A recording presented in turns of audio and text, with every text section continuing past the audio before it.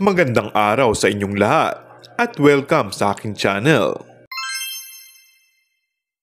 Tila madadagdagan ng mga bigating pangalan ang bagong cast ng FPG's Batang Quiapo, kaya't mas lalo na naman itong aabangan ng loyal viewers ng programang binuo ng Dreamscape Entertainment at ng grupo ni Coco Martin bilang direktor.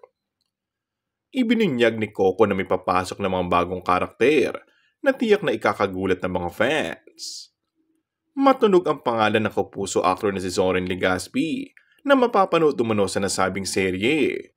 Ayon sa source, inaayos na daw ni Coco ang magiging role nito. Eksena rin daw ang aktor na si Reimer Santiago na dati na rin itong nakasama sa Ang Probinsyano. Maging ang ex ni Coco na si Catherine Luna ay mapapasama rin sa bagong cast.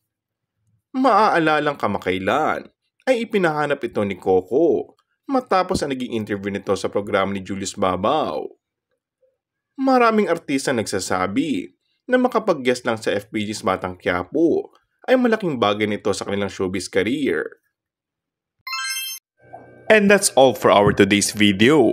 Kung bago ka lang sa aking channel ay mag-subscribe at pindutin na rin ang notification bell. Maraming salamat!